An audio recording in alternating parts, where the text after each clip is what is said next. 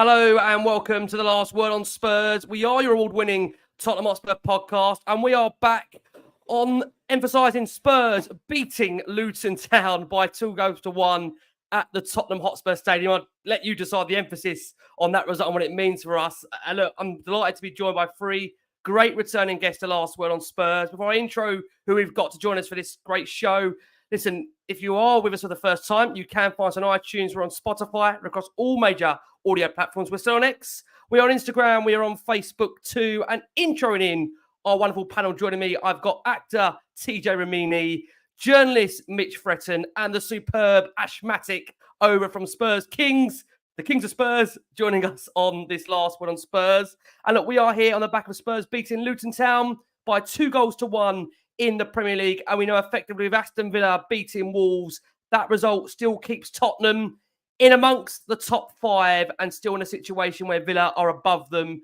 with relation to, of course, goal difference and points. Let me bring TJ in to open this show. TJ, yet another Spurs comeback win at home, which felt, I think, very familiar to the Brentford, the Brighton, the Palace games. Ange didn't seem to think so. We'll come on to his comments later in the post-match presser. But, I mean, look, in comparison, first half to second half, Spurs grew in that second half. More of that most certainly was needed. The subs had a real positive impact, and credit to them and Ange for making those decisive changes. Heung-Min Son, once again, Spurs' crown and armoury, and Johnson, the game changer, with both assists for Spurs' goals. It does make it 7 wins out of the last 8 at the Tottenham Hotspur Stadium, and 22 points won from losing positions, the second best in the league, only behind Liverpool. TJ, had you sum up that win and what it means for Spurs going into these final, I can say, remaining 9 games of this season? I mean, listen, delighted to be back on the show. And my goodness, don't we miss it when the Premier League is off? God, I'm just absolutely bereft, just kind of wandering around the streets, like not knowing what to do with myself. So nice to be back and obviously nice to cap it off with a victory. I mean, listen, it wasn't the prettiest game of football that I've ever seen, but 3 points is 3 points. I don't think you're going to find anybody out there who's going to be that disappointed with our performance in the first half to not be, elated at still coming away with a victory, especially playing at home after a break. It was really important, I think, to punctuate that with a victory, especially considering how poor and how disappointing we were against Fulham in our last Premier League fixture. So, just to quickly kind of sum it up how I'm feeling good, mate. 3 points in the bag, still in the hunt for top 4, blah, blah, blah, blah, blah. But as ever, managing expectations this season, we've got some pros and some cons, which I'm sure we will discuss at great length during the course of the programme. Happy to be back on the show. Happy to have 3 points in the bag. Come on, you Spurs. Absolutely. Ash, coming around to you. Pleasure to have you rejoin us on Last Word on Spurs. Look, as we mentioned, another fight-back win for Tottenham from behind, who really had the better chances in the game and had to keep going after a real frustration of a first half. And let's be honest about it, a couple of moments where it looked like it might not be our day, given the way that first half went. But Johnson's introduction made a huge difference in the second half. A couple of great assists for him. How do you sum up the importance, Ash, of that win? As I keep on saying, we are now in this business stage of the season. First of all, thanks for having me back, Ricky. Big up to every man in the chat. I see you, man. Big yourself up each and every time. Yeah, I must be deluded, man. And the reason why I'm back here, I must be ticking all the boxes. I think I'm a Spurs agent or something, because I'm not going to lie. I didn't think we were that bad. But to put into context, this was Luton B team. So we should be putting this team away, like no doubt. But I just thought our front three was poor. Literally, I thought up into that final third where we need to put in the back of the net, or that final pass or that cross, I think that's where we went to piss, in my opinion. There were times when we were moving it a little bit slow and we needed to speed it up. But generally, I just thought that finishing, that was for me. But when I was watching the game, I could see like, all right, cool. Like, we just need to fix this problem here. We had Dragusin playing again, like for the second time. And I thought he did all right on the left. Like, people were getting in on him. I was impressed by his ball carrying. I didn't realize how quick he was. I was like, right, he can ball carry. He's quite good. The only problem, I think, is because he's right-footed, he has to sometimes turn on himself. He doesn't want to play with his left foot. So I gave him the benefit of the doubt, but it just shocked me the way he carried the ball, the way he drove in his channels, especially in that second half. I felt like he had to grow into the game a lot, like a lot of the players in that game. I felt like if you look at Son was a bit up and down that first half. Final ball, it like dropping into that kind of false nine, into that 10 position with Maddison dropping into midfield because there was no space. I just felt some things just weren't quite working as smooth, and it happens every game. And we said it behind stage. We're like second half FC. It's like last season and the season before. We're second half FC again. So I was confident. I was watching the game. I said, we're going to get it right. But second half, we just took it up a notch and they just couldn't live with us. Like, no doubt, people were mad because we went down. Like, I'm going to lie. I turned it on and it was 1-0. I was like, hey, yo, how is this happening? This is mad. But you know what? We're probably going to get into details into the actual show. So I'm really rambling too much. But I'll leave it back to you, Rick. Ash, love to have you back with us. Honestly, mean that. Mitch, bringing you in. Love to have you returning back to Last Word on Spurs. Feels like it's been a while. Look, I'll just try and summarise, as Ash kind of said there, a win's a win. Good subs, and we needed that really after that Fulham debacle, which, you know, feels now a long, long time ago. But it was a vital win for Spurs in their quest for Champions League football. And I think, again, when you consider the element, obviously, of Villa winning, it again makes it all the more important Spurs did get the win. But let's be honest about it, Luton made it difficult for us, like they were always going to do. But Brennan Johnson really helped turn that game by creating the own goal and Son's late winner. And it sets it up nicely for Spurs. We've got a big 3-game week. Mitch, how do you sum up the performance in general and what the emphasis of that win does for Spurs going into these final 9 remaining games? And as I mentioned, a big, big week for the football club. Yeah, I mean, thank you for having me back on. I think you're right. It has been a little while since I've been on, so it's really, really great to be back talking about Spurs with some brilliant guests as well. And of course, everyone that's listening along or in the chat as well. But for me, I feel like the game today sort of followed the narrative of how the Premier League has been for both sides this season. I think it's now 6 games in a row for Spurs where we haven't scored in the first half. We've obviously conceded first again and gone behind. And at the same time, Luton seem to always take the lead and then throw away a lead, particularly in recent months. But for me, look, I'm going to try and be really balanced today, I think, because I think there were really good aspects of our performance. And I think there were some really worrying aspects of our performance. And I'm sure we'll go into that in a bit more detail as well. But I like to, you know, I'm kind of a little bit glad the show's a little bit later today and we haven't gone straight after the game because I've had a few hours to sort of sit back and reflect on it and gather my thoughts. And, you know, you've got to remember that Luton are a team that are absolutely desperate for any point that they can get at the moment. And they are a tough team to beat. They showed it in the reverse fixture, and we had to really grind out and hold on in that win, albeit we had 10 men at Kenilworth Road, and they came here and they made it difficult for us. I think we've seen it a few times in recent weeks, and particularly over the last couple of seasons, when a team comes to Spurs and scores early, generally it's quite difficult for us to get ourselves back in the game. I think those sort of games against the teams towards the lower end of the table go one of two ways. We either turn up and we absolutely smash them, 4 or 5-0, or we make it really difficult for ourselves. And we made it difficult. And again, we'll talk about Ange and his comments and stuff later on, but it all comes back around to what he says, that that we're nowhere near where he wants us to be as a team. And he has so much more expectation from us and hopes for us going forward. But at the end of the day, we've picked up 3 points today. It's a big win with Villa winning as well. We've got a nice cushion to Man United in 6th as well. So we have to take the positives at the end of the day. We have to take the win, and we have to try and pick up another one in a really tough game midweek.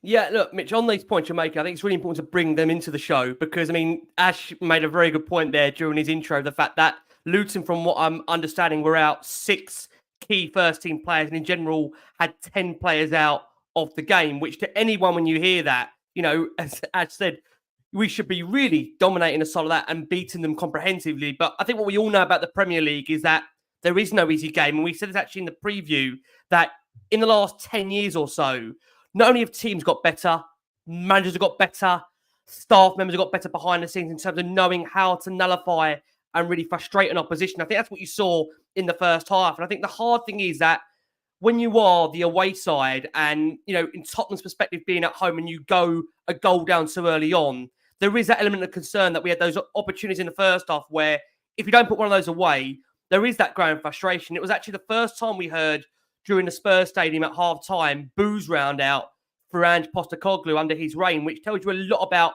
how frustrating that first half is. And you know what, TJ, I think we've acknowledged in this last month or so that there is no given in the Premier League in terms of games. Every game is a fight.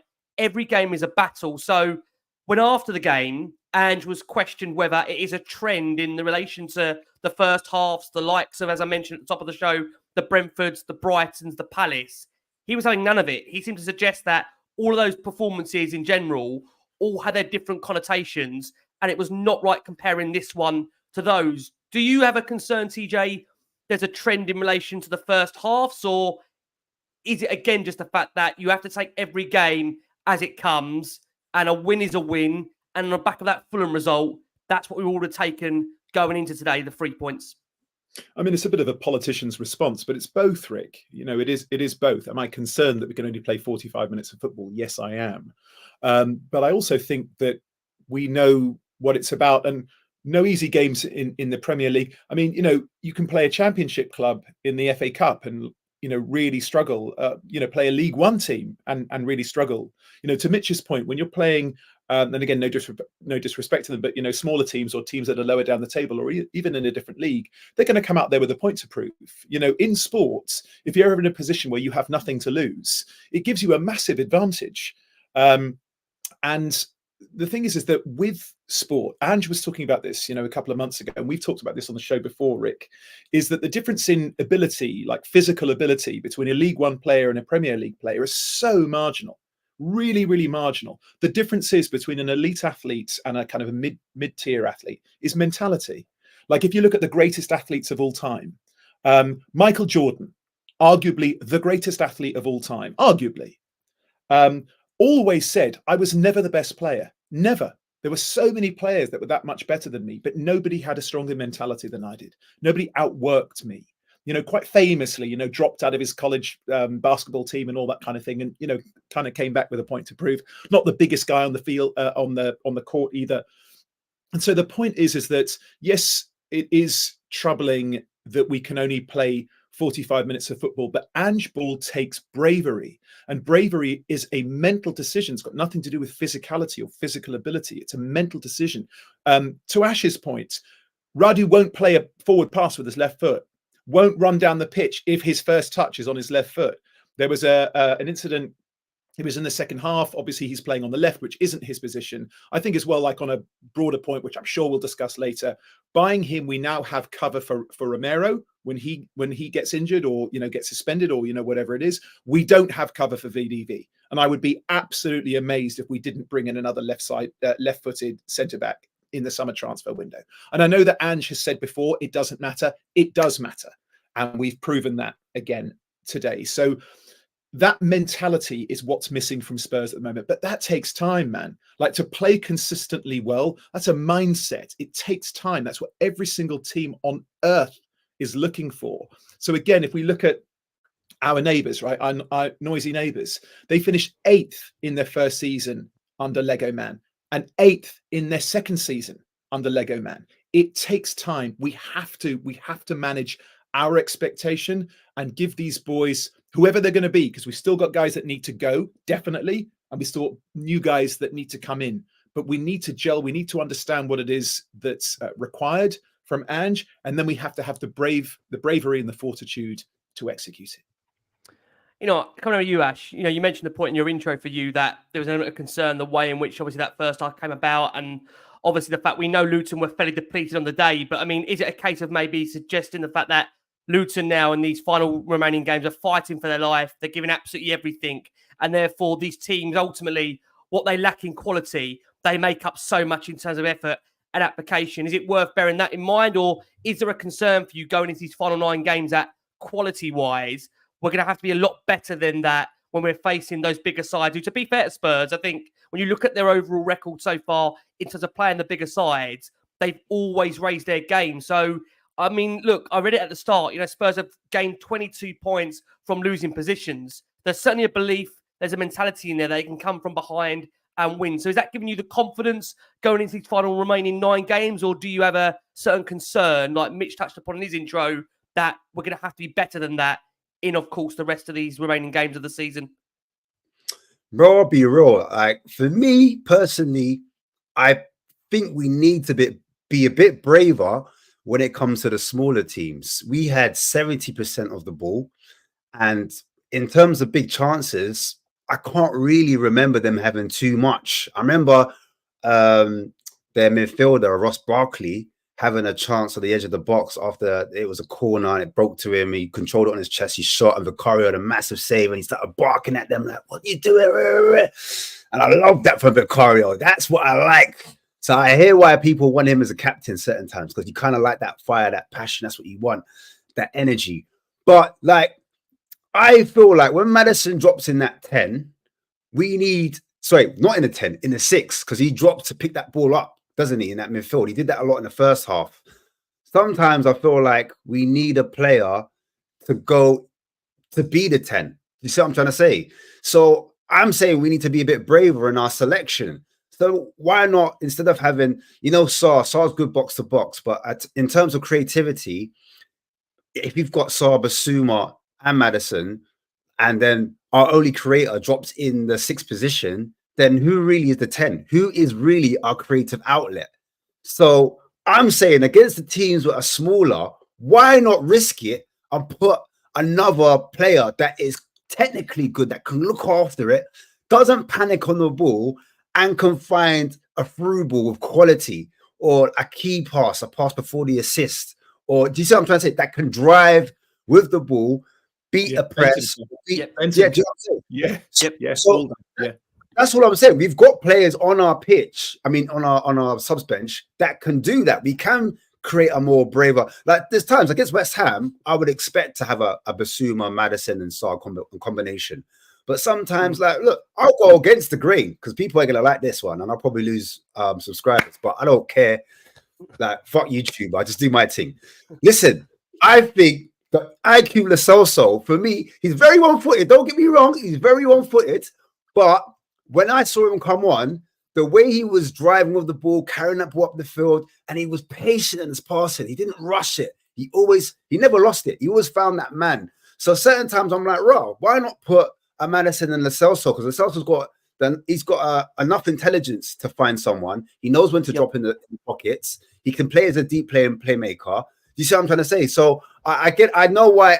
To be fair to Ange though, because I'm going to go and contradict myself now. I think at halftime he made brave substitutions, and he took off Kulu and he put Johnson on, and it worked. Because before, he was criticised for not doing those things. Like against Fulham, he put on players too late. People were like, oh, why did he wait until we were 3-0 down to bring a player on, rare tear? But now he's actually brought a player on at halftime. He said, you know what, Kulu, as much as you've been doing those famous speeches, going online, helping out the youngsters at Sweden, I'm going to take you off, my brother, and I'm going to put on baby boy Johnson. And baby boy, he silenced the critics. I was one of them. I'll be real. I said he was a mummy's boy. I'll be real, Johnny. I'm sorry, innit? Like, now you're starting to man up. But you know what? He needed that. I'm not saying he's there yet, but like in terms of assists, I still think he needs to do it in big games, though. If I'm being real, I still want to see him next game, West Ham. I want to see Brennan turn up. And against Arsenal, against the Chelseas, that's where I want to see Brennan. And that's when he can really silence the critics. But fair play to him. He came on, and what I like about him is that he gets his head up quick.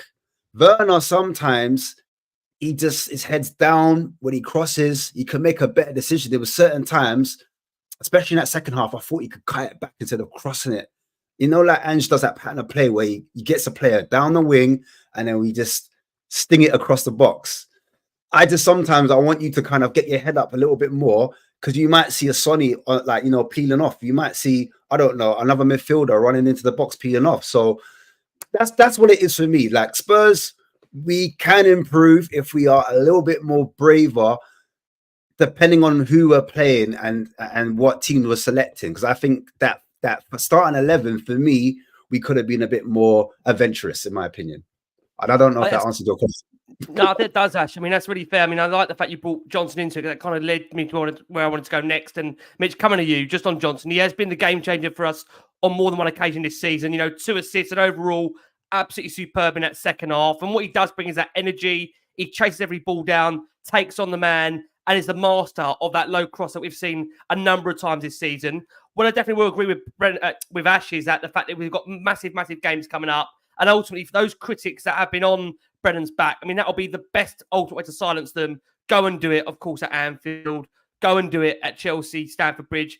Go and do it against Arsenal. We've got some huge games to come. But look, for me, Brennan can only play against the opposition that he's up against. And, looking at overall this season, it's 11 goals and assists combined. And I think overall on that basis, I think it has been a fairly underrated signing. I know many will point to the fact of the huge price tag that he's come in with, but ultimately the guy can only beat what's in front of him. I thought what was quite interesting is I think there's no doubt about it, he changed the game as he came on.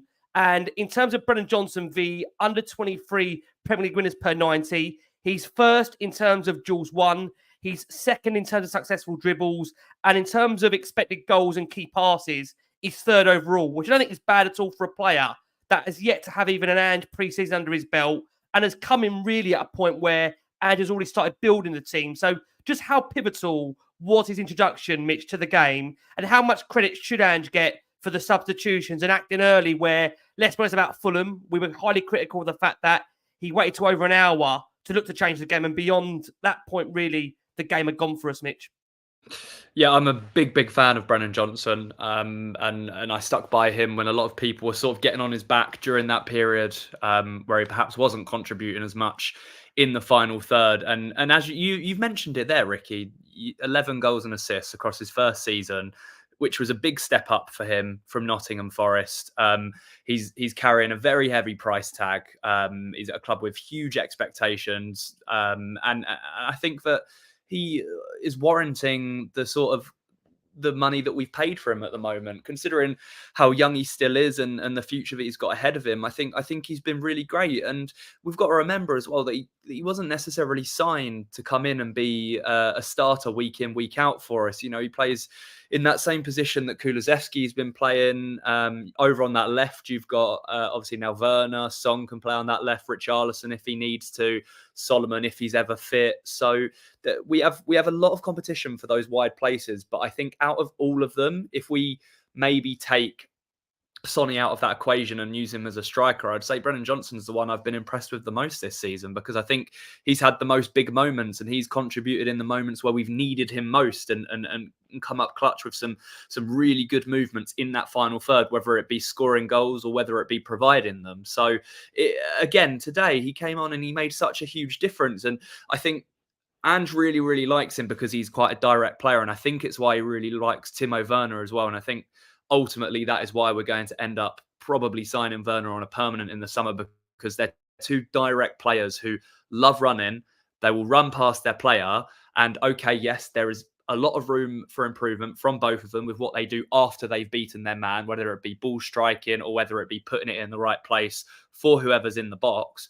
But I think that there's a lot of positives to take away from their performances. And today you can see it. I think Brennan Johnson, I think there was a lot of awareness on his side for some of the negativity that was being directed at him on social media. And I thought he sort of subtly addressed it in some of his posts and perhaps lack of posts over the last few months. But it almost seems like he's coming onto the pitch at the moment and playing with a bit of a chip on his shoulder and with a point to prove. And I quite like that. And he's delivering on all fronts at the moment. And it's a very difficult one to sort of sit there and say, okay, brilliant. He's proved himself off the bench a couple of times now in recent weeks. He should be in that starting 11 for the next game, because you then face that dilemma. Okay, he's doing really well off the bench and he's proven himself as an impact sub, but can he do that same thing from the first minute in the game, particularly when the team doesn't play very well in the first half? So there's a lot of talking points, I think, around Brennan Johnson.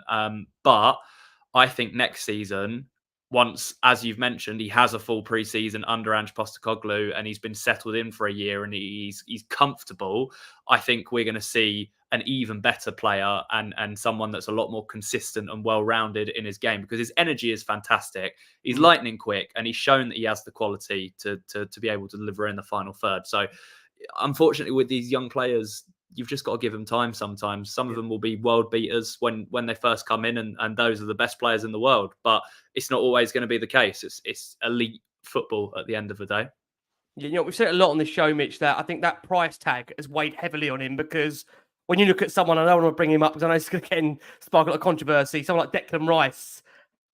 For the fact that that guy really performing so well and has actually dragged Arsenal into a title race, no one even mentions the price tag, because really he's doing his bits week in, week out and performing for that football club, and therefore the price isn't really relevant. And again, with Johnson, to some degree, had you bought Johnson for 20 million, I think everyone would have been fairly impressed by the actual goals and assists on average that he's performed. But whilst I do agree with the fact that, you know, whilst he's doing quite well at the moment, I do take into account what Ash said, that he's got some huge games coming up for this football club. And ultimately, if you do want to silence those critics, you know, 100%, it is those big games that ultimately you're judged upon. It is the Arsenals, the Chelseas, the Liverpools, the Cities. And we've got all those games to come for Tottenham in these final remaining 9. So I'll be interested to see how he does perform.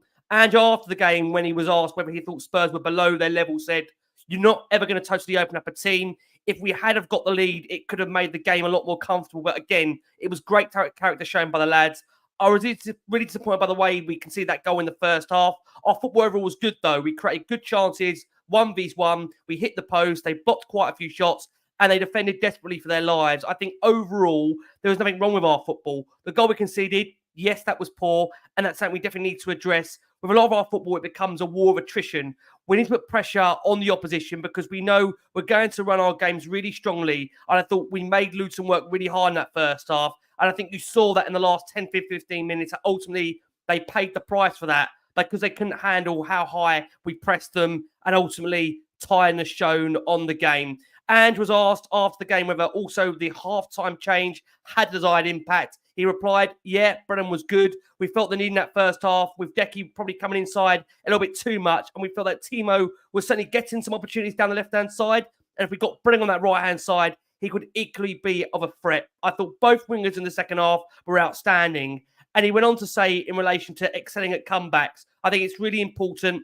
I was disappointed again with the relation to the first goal we conceded. I thought it was really preventable, but I thought for the most part, the boys kept their heads calm, kept on playing their football, and that's the most important thing I'll ask of them. TJ, is that fair in regards to Ange's assessment there?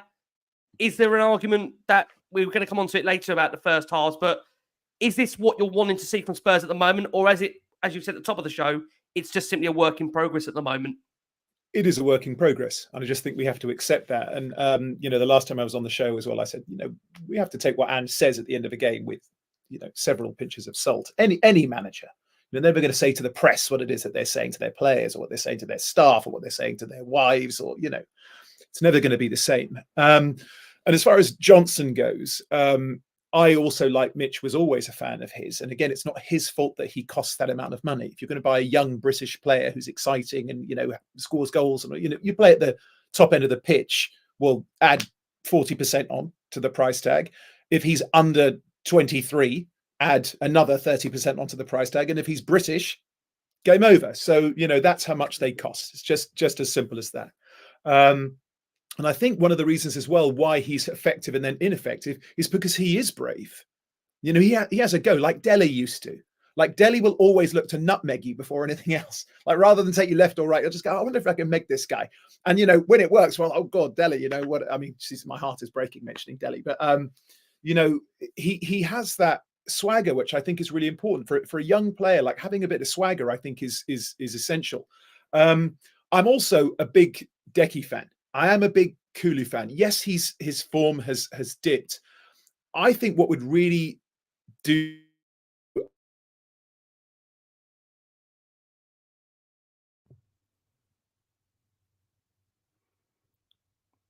I think we might have lost TJ there potentially. I just to fill that void there on Decky. You know, it's interesting. In the actual international break, Decky did sound like TJ come back in here.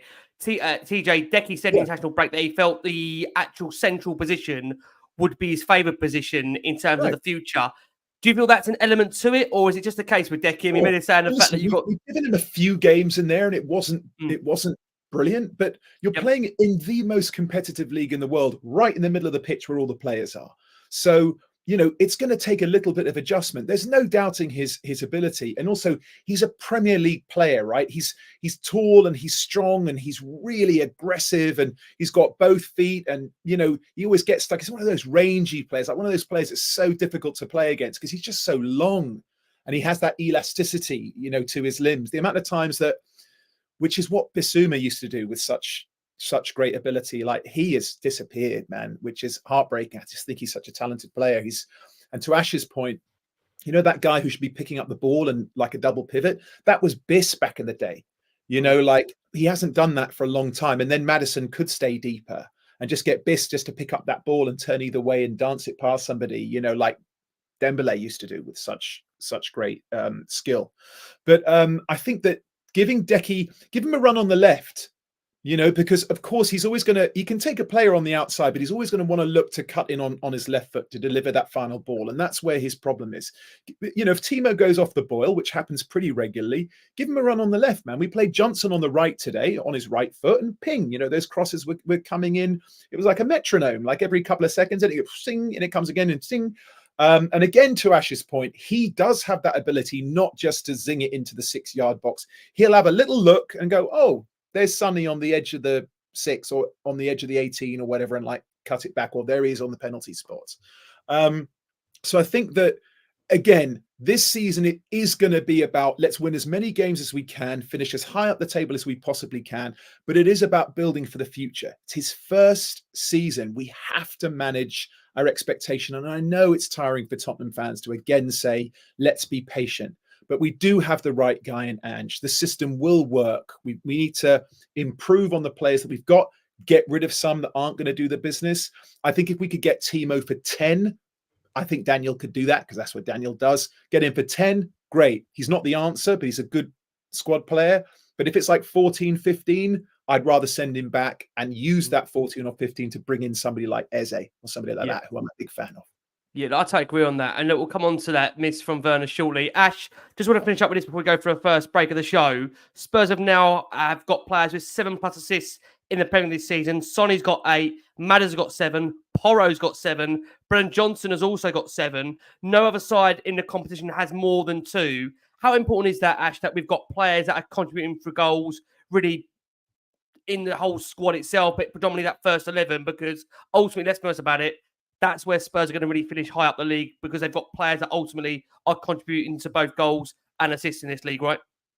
So that was the problem. I said at the start of the show, it's the front three, the goal contribution. Where last season we used to rely on Kane to get 30+ goals to kind of lift us. Now it's supposed to be a case of the goals are spread out across the team, or you look at the front three from your goals. Now, if I'm actually honest, and I look at Sonny's been our main talisman, in my opinion, in terms of being clinical, getting us over the line, scoring the goals. I think Son in that number 9 position, even sometimes when he's out on that left, he's been that man to get us through the mud. Richarlison, obviously, when he did have his stint at number 9, he managed to get consecutive goals as well. But I don't think between Brennan and Kulu and Werner, they've got enough goals in them, or they've contributed enough goals. In terms of assist, there's an argument there. Like, you could say Brennan's got the assist there and blah, blah, blah. But they get themselves in enough goal scoring opportunities or positions enough where they can contribute. I looked at the heat map or the average positions for the Spurs players, and our 2 highest players was Werner and Johnson. Do you know what I mean? And that's not by coincidence. In the second half, I saw a little switch over where Son kind of swapped over to the right and Johnson went up top. And I was like, raw, okay, that's a bit different. So when the midfielders have the ball, they know like either one of the 2 players are going to be in that certain position. There was one time Bentancur had the ball, he had a few touches on the ball, turned, and then he hit it first time like a cane. Boom! Over the top, right into Johnson's path. I was like, raw, that's what I want to see. But coming back to that question, I feel like the reason why people are on Johnson's neck at the start of the season and why Johnson still has a few critics is because When there's space in behind, like Werner, excellent. Do you know what I mean? But in terms of taking your man on the outside, I think that's where fans were getting frustrated, because when teams were like doing a mid press or it was a low block, and we're like, Johnson, take your man on, just go on the outside. He wasn't really doing that. When we switched him to the left, he started coming on the inside, and he did it against Villa really well. And I thought, yeah, fair play. Do you know what I'm saying? But I think that's the only critique for the front three, coming back to your point, is that there needs to be more goals, not just aimed at Son or whoever's number 9. Do you know what I'm saying? I think the front, if they get in enough positions, they're high up enough the pitch where, and I think going back to TJ's point, it is a bravery issue, because if you're on form, certain times, if you're 1v1, you're not taking the extra touch, you're hitting it early. You're catching the keeper off guard and you're trying to score that goal. There were certain times, and I know I don't want to go into Werner because I know you want to talk about it. I'm struggling. But I just feel like when it comes to clinical, when you need to be real clinical, you just need your front three to, because that game should have been easy. There was a chance when Son had the ball and he hit both posts. Boom, boom. And I was like, oh, another day. Son scores that. And then we're not even having this type of conversation in the chat where we're like, oh, we made it look so hard and rah, rah, rah. Do you know what I'm saying? I thought that we should have been out of sight easily. If I'm going to say Werner, I'm sorry. If Werner scores that goal, bro, and Son scores that goal, we go in a half, 2-1 up. Those were massive chances, in my opinion. So when I was watching the game, I wasn't like ultra mad. Some fans are like, oh, we're terrible, blah, blah, blah. I just thought, you know what? Second half, we will get more chances like that and we'll end up winning. But I just honestly think the combination play, just to finish it off, Porro was excellent in my opinion. I know a lot of people haven't mentioned him, but I thought on the right-hand side, he was going inside. Yeah. I thought he was whipping in crosses, like he was doing those crosses from, like, not just like across the floor. He was doing like the typical crosses. Do you know what I'm saying? Yep. Even in the first half, I thought your doggy whipped the cross in. No one was on the back end of it. Sarr whipped in a cross. No one was the back end of it.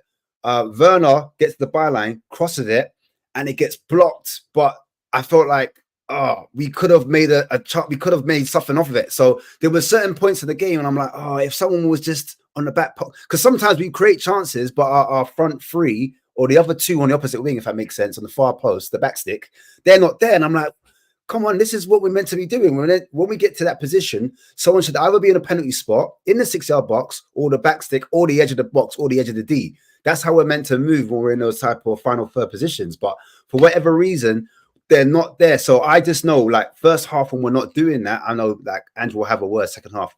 When so-and-so's got that ball, you need to be here. You have to be here. There's no excuses. And that's why we ended up scoring those goals, because exactly what I just said in that first half when we were whipping it into the cross, no one was there. In the second half, they were there. But yeah, that's fair. Look, again, you can't argue with that. I mean, I think, again, it represents the fact when we read out those assists there, the players have got over the course of those 4. I totally agree. That needs to be, again, fluidity and more, that we need goals amongst a lot of those assists. Let's hope, like I say, Spurs are saving those for these final remaining 9 games. What we are going to do, for our first break of the show, for our listeners on audio, a massive thank you. We've got over 1,500 of you plus watching us live. Thank you, as always, for all your incredible support for Last Word on Spurs. We genuinely really do appreciate it. As you know, this show is powered by NordVPN. So a quick reminder for you that you can grab your exclusive discount right now by going to NordVPN for 4 extra months for free. There is no risk with Nord, so that money guarantee. And for those that are saying these final remaining 9 games that are overseas, it's a great time right now for those that are looking to book a holiday, that if you change your location settings, you can do yourself some really good holiday deals, flights, accommodation, the lot. So make sure you check NordVPN out. A great little asset tool that we've found the pleasure here on Last Word on Spurs of using.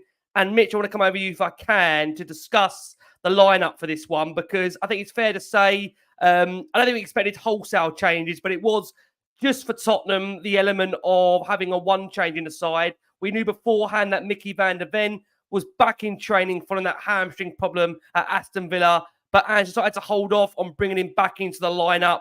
Rishi trained well on the Friday, but again, same situation applied. Wasn't in any way kind of forced to bring him in to that 11. He also was on the bench, and that meant for Tottenham, in terms of the only change being Timo Werner got the nod ahead of Brennan Johnson after 2 weeks spent at Hotspur Way. So that team went out for Tottenham: Vicario, Porro, Romero, Dragoshin, Udogie, Sarr, Basuma, Maddison, Kulusevski, Son, Werner. with a bench of Austin, Emerson, Davis, Van der Ven, Højbjerg, Bentancur, Lo Celso, Johnson, Richie. It is worth me adding that Luton were without 6 first-team players and 10 out in general. So, Mitch, before the game when you heard it was just the one change, any qualms or frustration from you on that? It wasn't unexpected from my point of view. I didn't think he'd make too many changes. I think when you come off the back of a performance like Fulham, and then you've got 2 weeks to sort of mull over it and think about it from that perspective, I think it was a good opportunity at home against Luton to give those players a second chance to go out there and redeem themselves. As well, I think we all would have loved to have seen Mickey van der Ven back in the lineup, and I think the only sort of question mark in the rest of that team is whether Brennan Johnson would have started on the wing, and whether one of perhaps Højbjerg, Bentancur, or Lo Celso would have come into the team in midfield as well. Because I think Basuma is. Well, let's just say I think he will probably be on the bench on against West Ham, based on the last few performances. But yeah, it's a good enough team to win that game this afternoon, wasn't it? I think there's more than enough quality there, and yeah, I think what have we got? We've got game midweek, game at the weekend, and then I think game midweek again. So we've got a lot of fixtures coming up in a short amount of time. So I think we are going to have to start to see a bit of rotation in that lineup. So I have absolutely no problems with him not really making any changes to this one today, and then he can sort of make those rotations over the next few days, and we're going to see, because it's quite a strong bench when you look at it and you look at the players on there. Ben Davis, we know we can come in and do a job. Emerson Royale is a capable sort of substitute for Porro. Højbjerg and Bentancur and Lo Celso, I thought, were all brilliant off the bench, as was Brennan Johnson, and I thought, obviously, as was Richarlison, it was good to see him come back onto the pitch today as well and put in a little shift, particularly after that interview that came out a few days ago. It was really, really great to see him back fit in a Spurs shirt, and now his job is to carry on doing that and try and force his way back into the starting lineup, because I think it's going to be a very difficult one. I know, obviously, we've had instances towards the start of the season where he has played out on the wing with Sonny as a central striker, but I'm now struggling to see a scenario where Ange shifts Sonny back out to the left, particularly with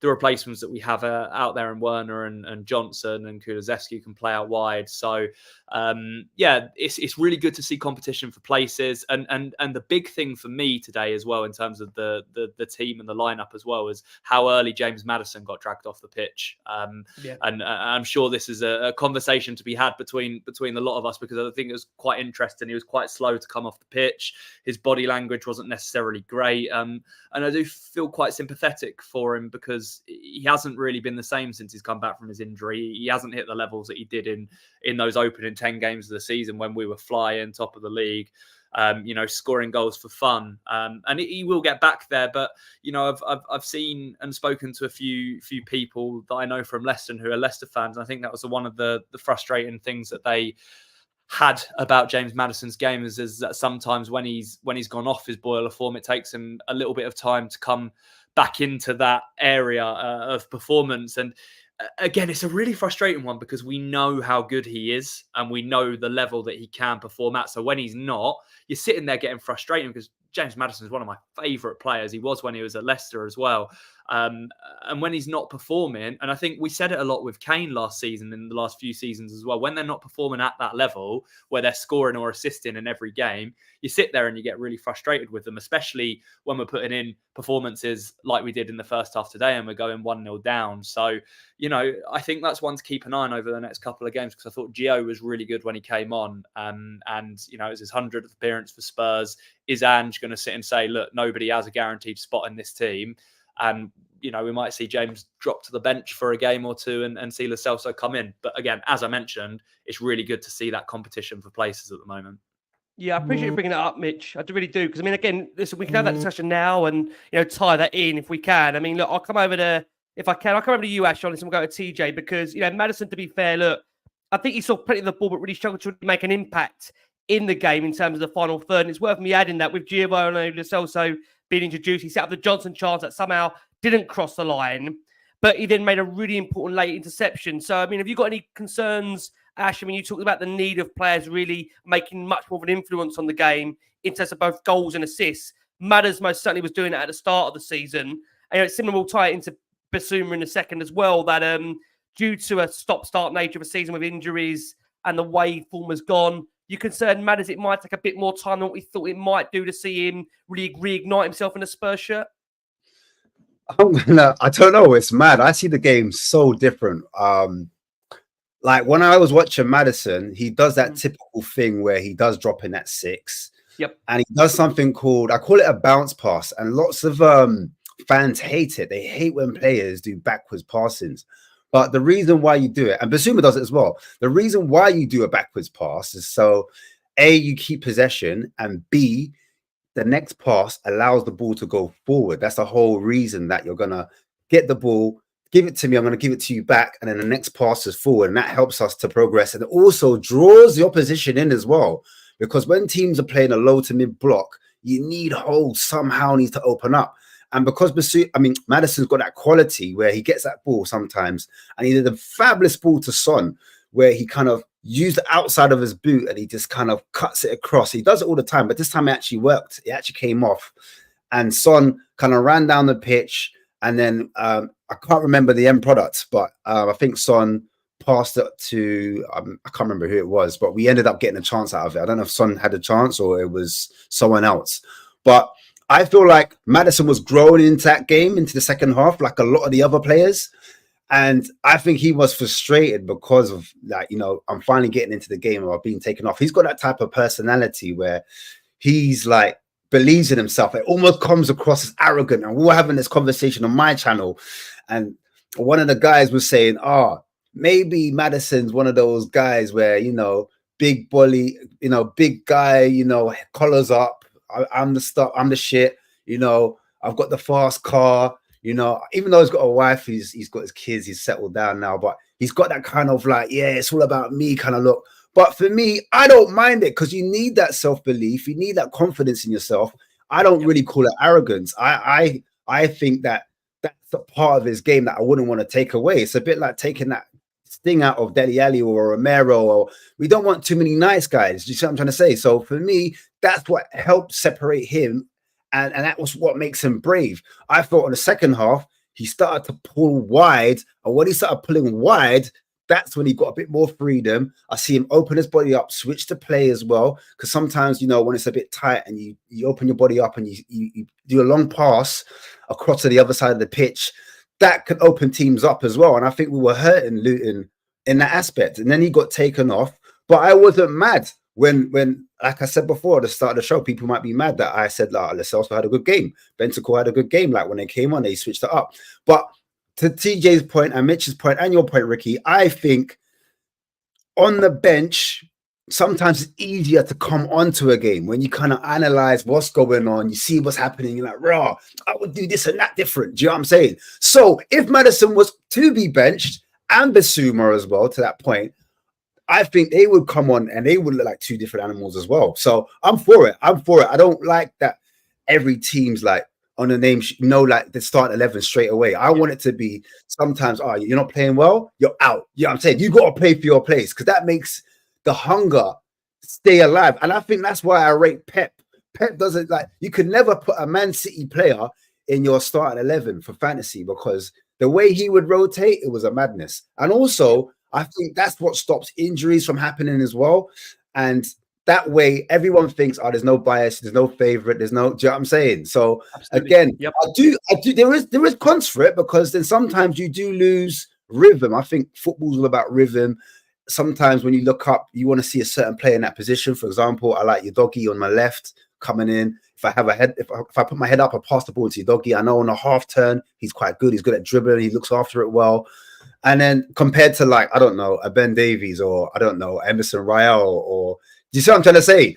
So sometimes I do get it. I do want a consistent back 4-5, but in the midfield where it's not quite working or the front three, when it's not quite working, switch it up, my broskies. Switch it up. Because for me, that's what you got to do. If they're not performing and we keep playing them, like, make it make sense. You know what I'm saying? Basuma, just before I end, Basuma, I look at what he does off the ball. Everyone's like judging him about what he does on the ball. On the ball, he's not the same guy. He's not as brave. Blah, blah, blah, blah, blah.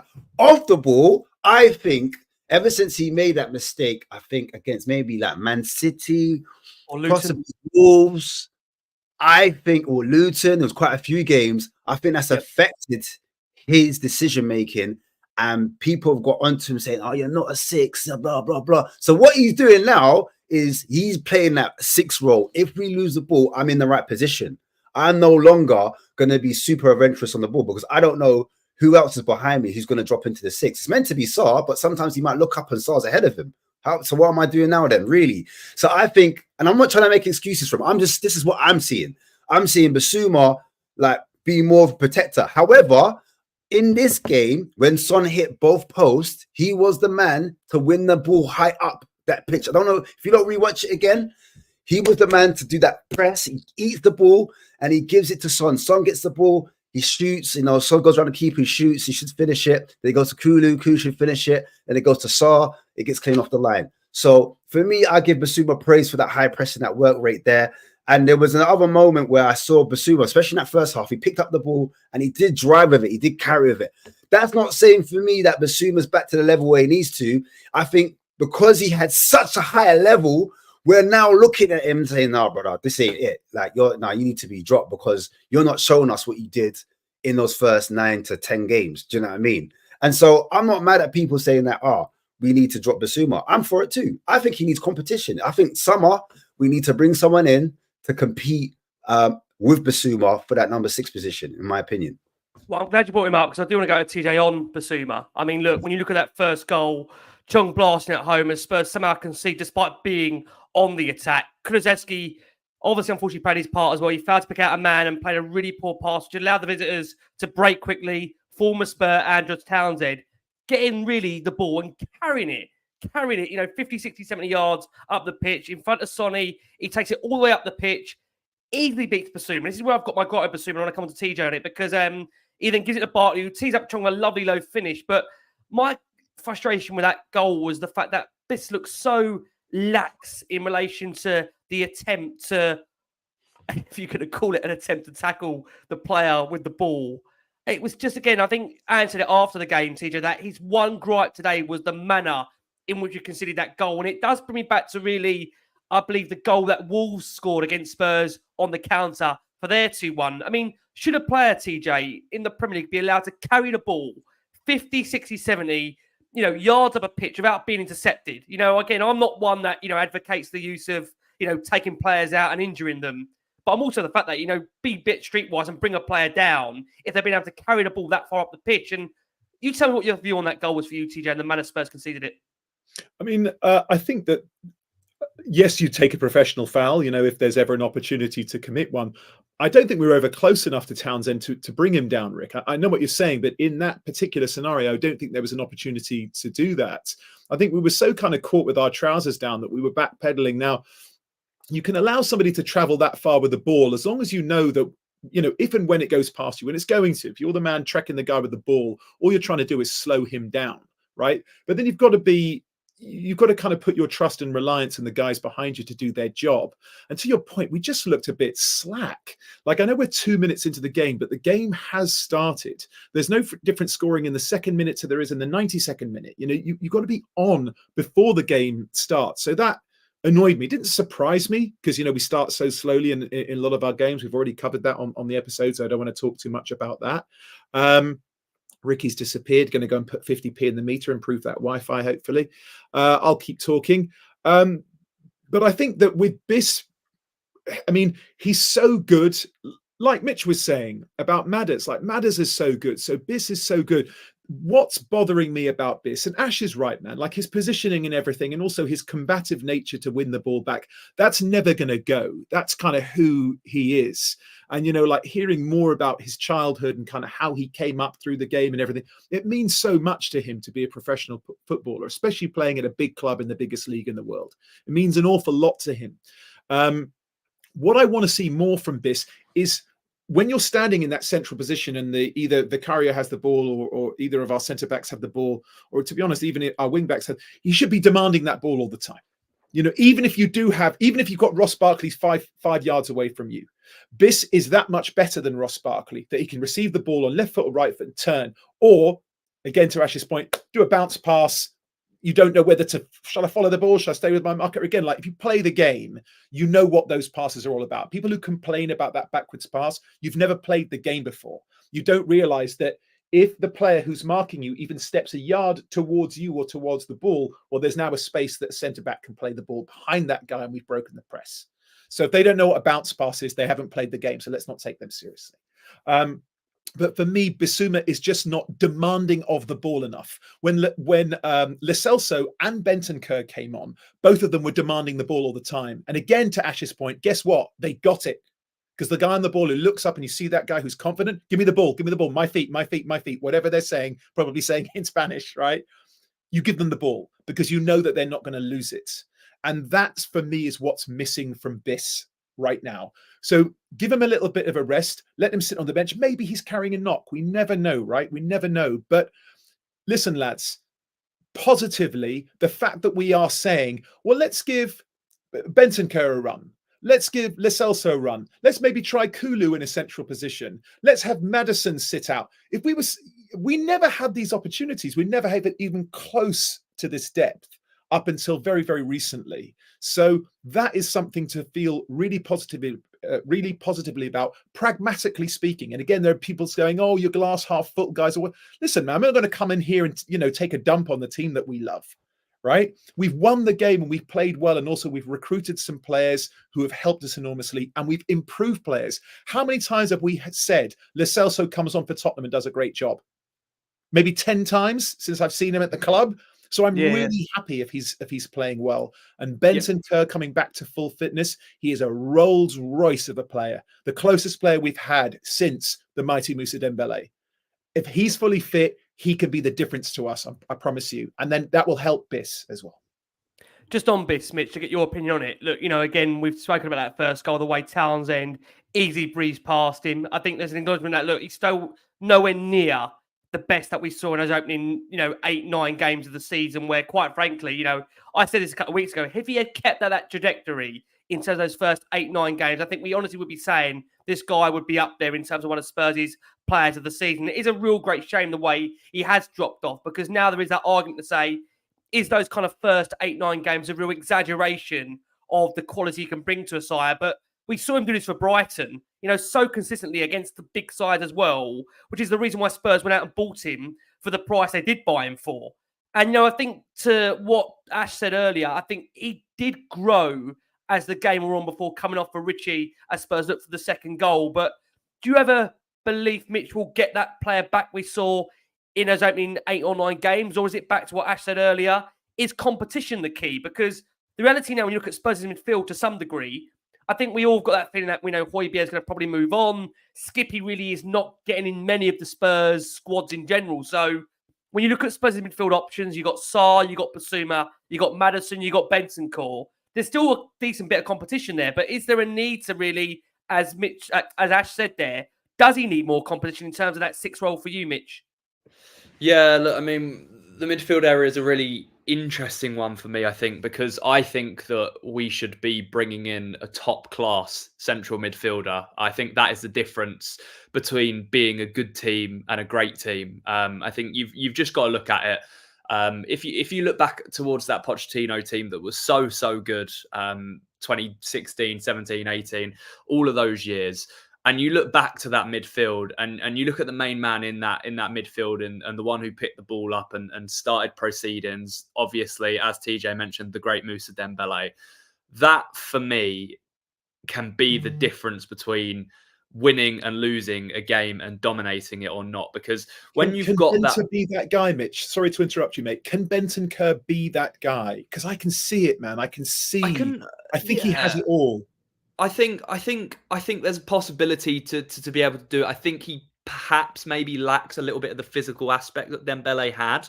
And I feel like if you were to combine perhaps Basuma and Bentancur together, you'd have all the attributes of a whole Moussa Dembele there at his peak. But for me, when you have that player that can pick the ball up and turn with such confidence, it has absolutely no fear that they're going to lose the ball when they're being pressured from behind and they can turn out, all of a sudden you've got the entire pitch in front of you, because the way that most Premier League teams play at the moment, they pack that midfield area, and when you're receiving the ball with your back to the opposition goal, so you're facing your own goalkeeper, you got usually at least two players coming at you, because most teams want to win it back high up the pitch. They want to snatch it off you before you've even had time to think.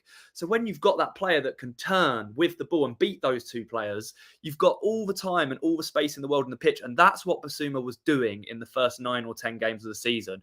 And that, in my opinion, is one of the key reasons why we were winning so many games and we were so good in that early period under Ange. Obviously, he's dropped off massively and it is confidence issues. We know he has the quality.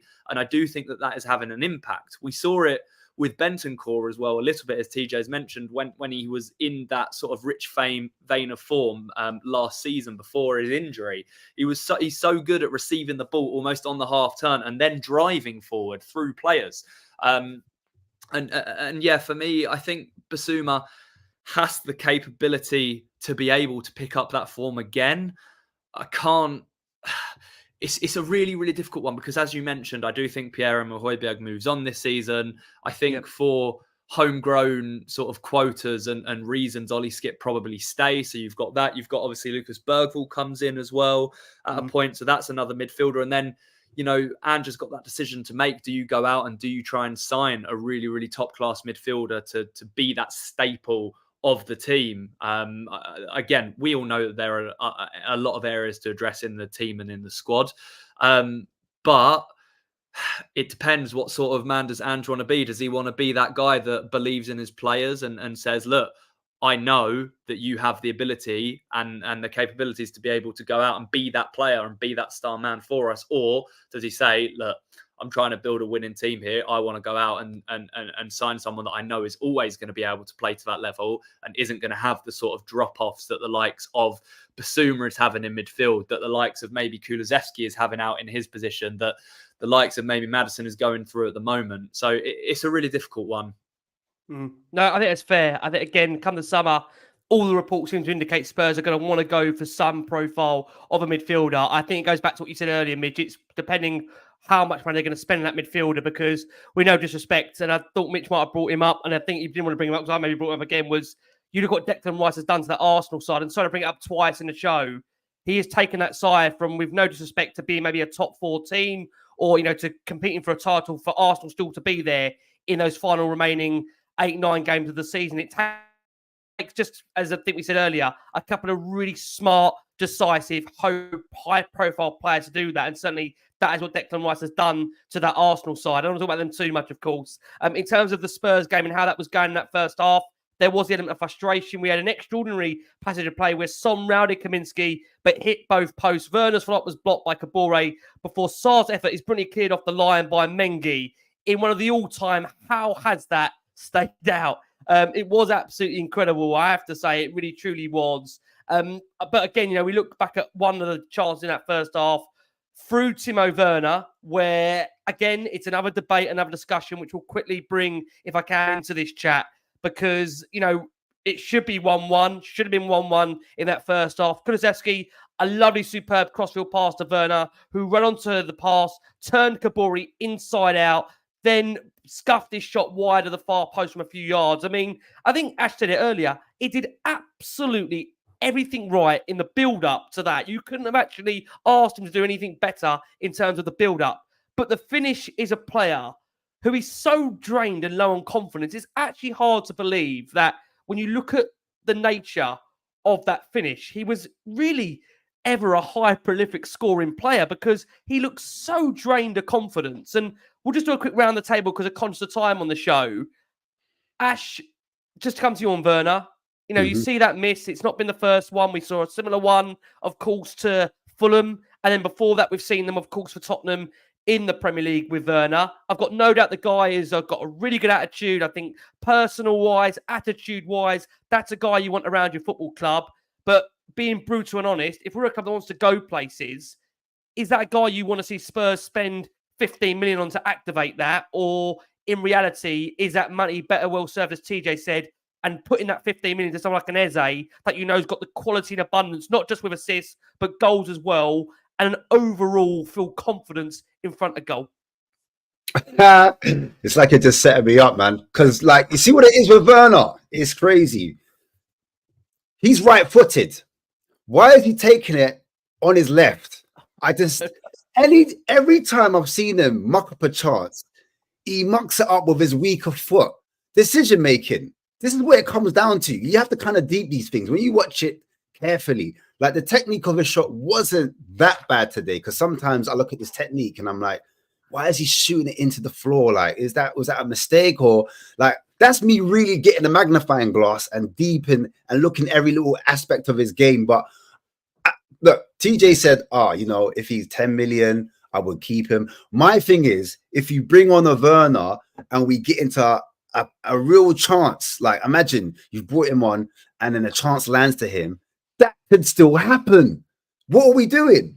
Do you know what I'm saying? So as long as he's in the actual squad and you're bringing him on, that potentially could happen again. You're like, if I only didn't fall to Werner. Do you know what I mean? Like, obviously, Son missed his chance, and we're like, what? I was expecting the net to bulge. That was unlike Son. But Werner, that's just in him. Do you know what I'm saying?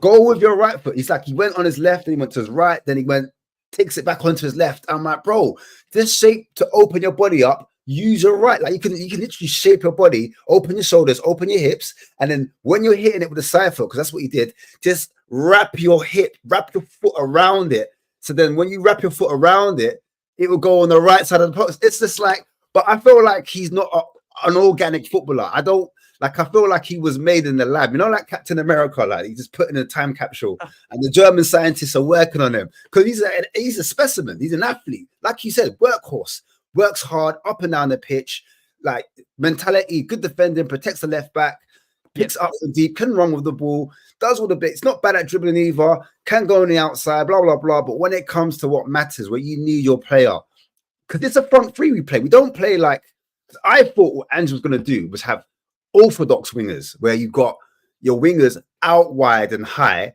and they go on the outside. Or if they're good enough, they can go on the inside. These forwards, they're not wingers. They're forwards. They're wide forwards. So what they do is they pick the ball up from wide positions, and then when they get into the box, that's when they shoot. Do you know what I mean? And he's just not producing on that level. And I think that's the difference between, you know, like not Luton, like let's suppose Brighton, or I don't know, the other mid-table teams where you're like, what's the difference between Wolves? What's the difference between Spurs and Wolves? The difference between Spurs and Wolves is that we have a better set of finishes. That's why we can put them away. That's why Spurs fans expect us to beat your Wolves, expect to thrash Luton, because the level where the margin, because football's about fine margins, isn't it? So you're expecting for us to have the quality to put those teams away.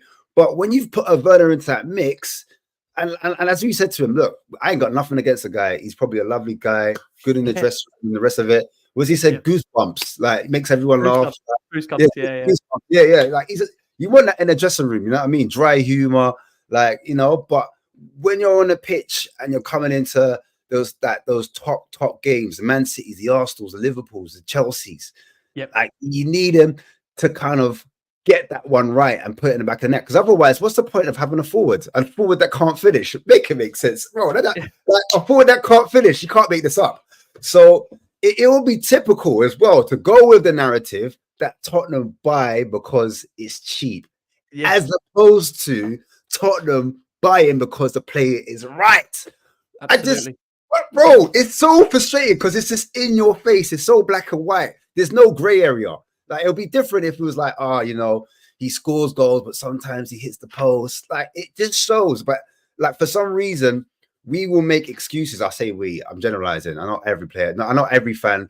It's a split fan base at the moment. Some people want him in. Some people want him out. Do you know what I mean? And people arguing, further this, that. I get it, because, you know, people are looking at his attributes, like he's fast. We need that. It's a threat. If you mention him coming off the bench, a bit like Johnson. That was my problem. I think he's too similar in terms of profile to a Johnson, where they're both. It would be nice if we had like a Johnson and then we had another player that was a little bit different to a Johnson. Do you know what I mean? Like more of a winger type that could, you know, go on the outside or go on the inside, that could cross. Well, I think that's why I mentioned Eze, Ash, because I think a Yes. player like that, with no disrespect to Eze, I think, you know, from a point of view that, you know, I think TJ brings it up every time he's on, that Eze's got the ability to not only score, but to assist as well. And the reality is that at the moment with Werner, with all due respect, he's got an abundance of pace, but, you know, I think we all have got that feeling at the moment. Maybe not everyone. I'm don't again, same as you, Ash, assume, but I think 90% of people, when they see Werner going through one-on-one, not only does he think he doesn't believe he's going to score, we don't either, which again is a big concern, right? I mean, let me ask you, Ash, very quickly, yes or no, based on what you've seen so far, keep or send back? I send him back. But just to add to your point, the reason why I like Eze as well is because he can play in all 3 positions, or even 4. So he can drop in the hole as a midfielder. He can be the 10. He can play left, right, false 9. That's fair. I can't just say, because someone picked up on it earlier in the comments, when I said about Eze for 15 million, just to be clear, what I'm saying is, I think as TJ said it earlier as well, is that, you know, put the 15 million for Werner to a bid for Eze. You're not going to get Eze for 15 million, but what you can do is use that 15 million as part of the package you're going to buy Eze for. Don't ask me what it's going to come to. I mean, that's, again, another guess of what Palace will sell for, but my God, we're still on the first half here. Let me go to TJ quickly. I'm going to ask you, TJ, and then based on what you've seen from Werner right now, we've got 3 amazing talkers here, so there'll never be a yes or no here. Keep or sell Timo Werner? What are you saying, TJ, at the moment? Send him back, because we've got other players that can do what he does, but also put the ball in the back of the net. The only goal Timo Werner's ever going to score, ever, is if he doesn't have a microsecond to think about it.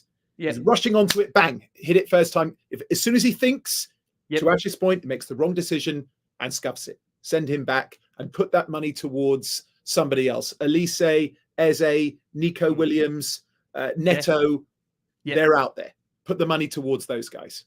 Fair. Mitch, where do you stand? I think I'm in the camp so far of TJ Ash as well. We've got 3 saying send him back as things stand. Look, there's 9 games to go.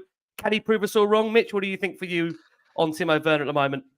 Yeah, I agree with you guys. I think there are better options out there. I think for a club that ultimately wants to end up challenging for titles and silverware, I just think that his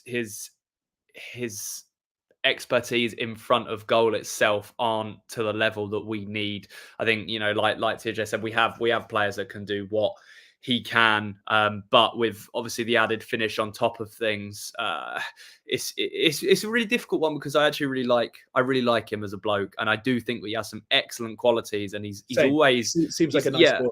Yeah, he's always there and thereabouts, or involved in the goals or the build-ups in some way or form. So I have absolutely no problem with that. But I agree. There's only so many players we can have in a squad. We can upgrade on that position. And I've seen a lot of people saying it in the comments tonight as well. We have some fantastic talents in the academy that I think at some point deserve a chance in that starting 11. So for me, I'd send him back to Leipzig. Okay, look, I mean, at the moment, as things stand, that's a full panel there saying from their perspective, at the moment, Werner, they wouldn't be activating that clause. Let's see what Spurs do between now and the rest of the season. There's 9 games still to play for Werner to prove us all wrong. In relation to the way that first half was coming towards the end of it, I mean, look, there was home fans getting fairly restless. Again, Spurs, for all their, you know, possession in that first half, really looked out of ideas in the final third with some really poor decision making. And it was the first time under Ange Postecoglou boos were heard at half time. And it's worth me suggesting and saying now, it's not suggesting, it's fact. Spurs have now gone 6 straight first halves without a goal. It's 7 straight at home.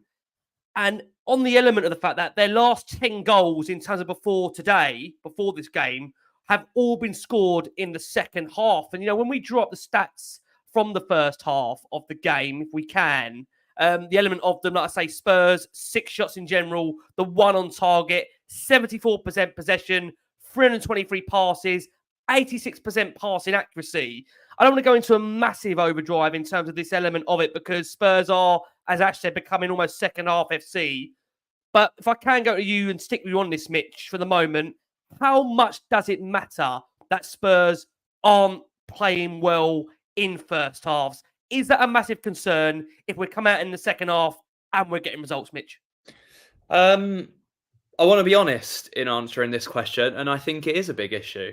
The ultimate team and the team that is going to win things, which ultimately all four of us as Spurs fans want to see the boys do, you need to be playing well for 90 minutes, because you make too many mistakes in the first half and you constantly putting yourself up against it. You're not going to come back and win those games every single week by playing poor in the first half. And we saw it against Fulham, and it went the opposite way, and we just completely collapsed in the second half as well.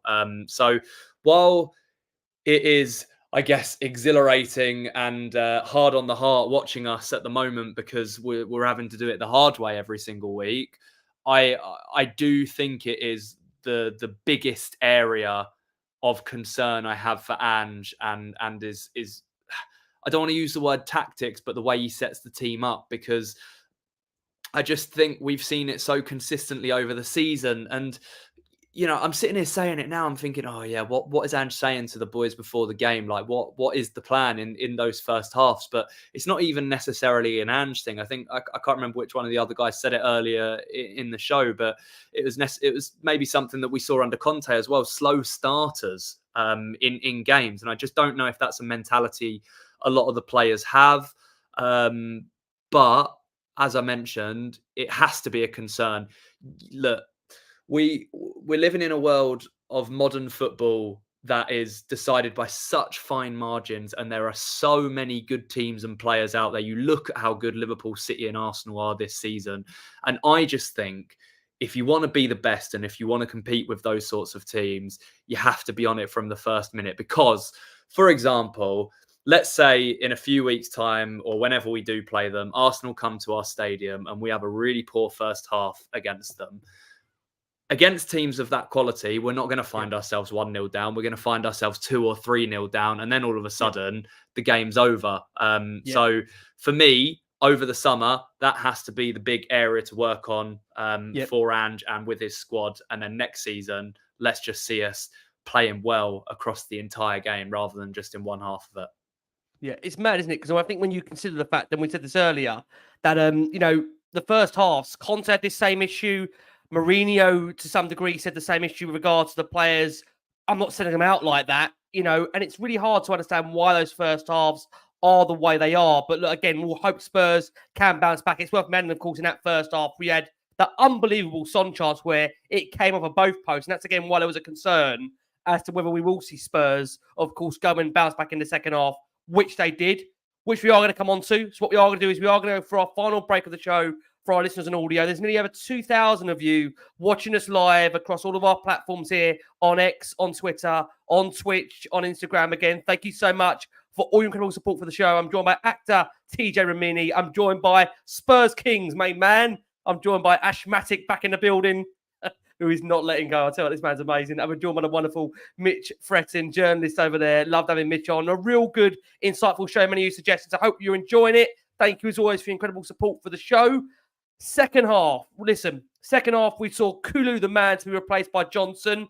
And ultimately, look, that second half change worked immediate from Tottenham. An own goal from Luton's perspective. And what an impact Johnson made. He ran down the right-hand side, played a 1-2 with Porro and fired a dangerous low ball across the 6-yard box, which Kabore smashed into his own net under pressure from Timo Werner. I mean, maybe based on our chat here, maybe it's best it did fall to Kabore rather than Timo Werner. But look, in all honesty, I don't think Timo Werner would have missed that.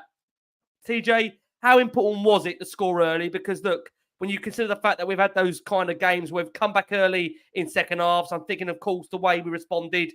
I want to say against the likes of Brentford. I want to say Palace as well.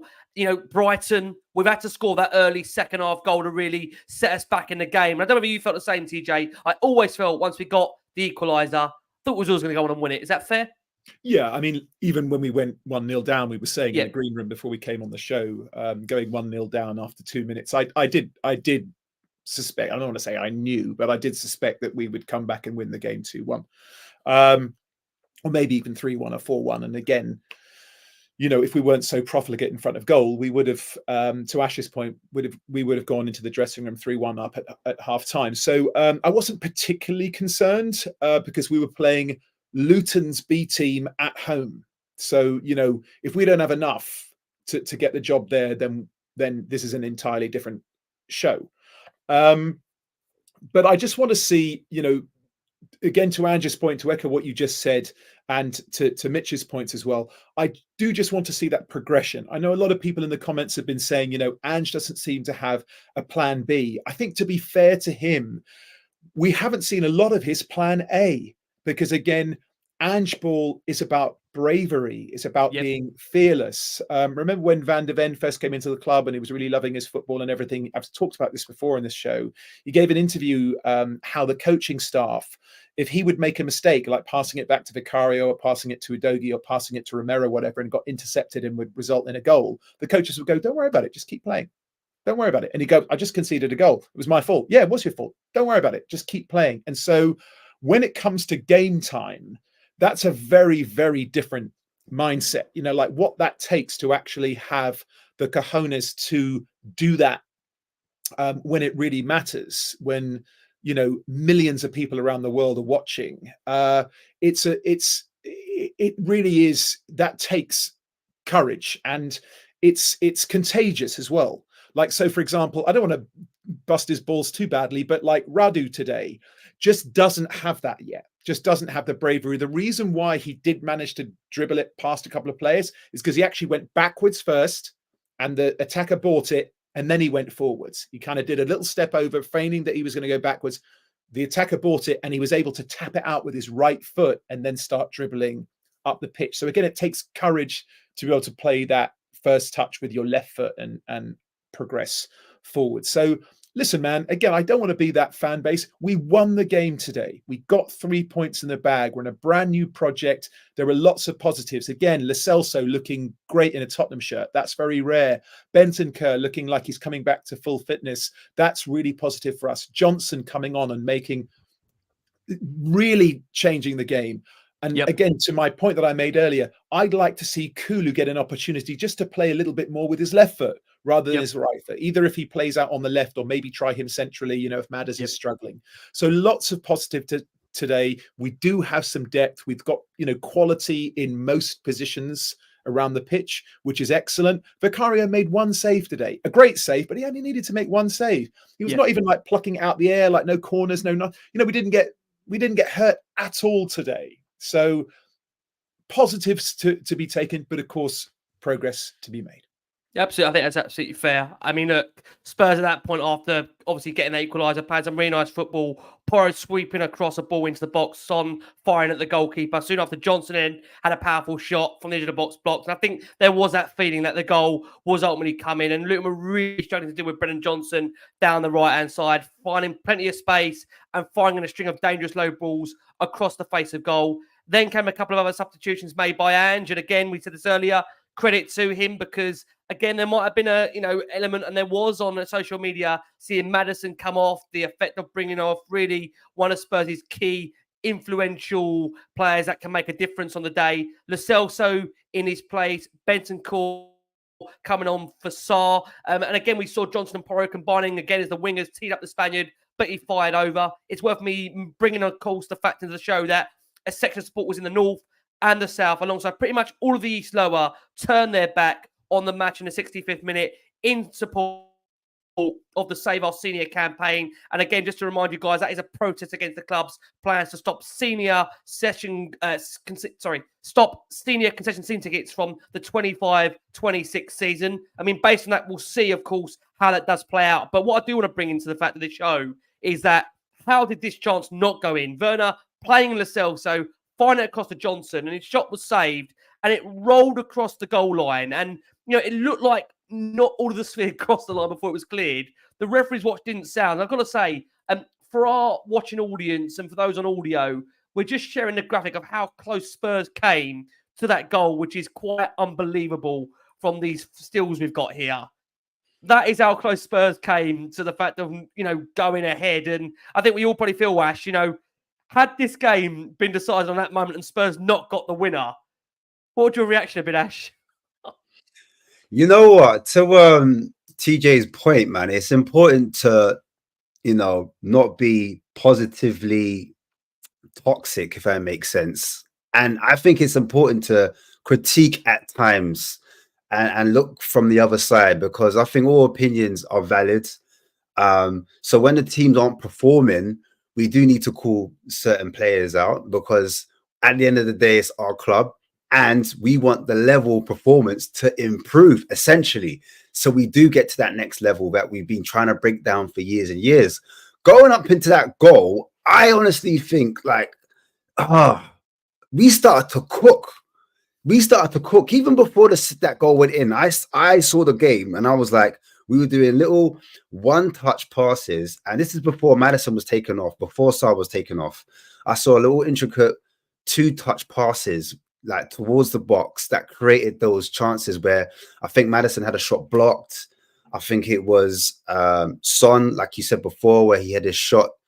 He shot it down the throat of the goal and the keeper saved it. I know it was straight at him, it was an easy save to make, but the build-up, I don't know if you guys go back and watch the game, and guys in the comments, or if you're listening at home on Spotify or on your commute or wherever, guys, make sure you just rewatch that game, because there was some bits of the football and I was like, wow, this is what I want to see. But unfortunately, we didn't do it for a prolonged enough time where people could remember it. I think that's the problem. But going back to that goal, I was like, I would have liked us to follow that ball up instead of being like, ref, like play to the whistle.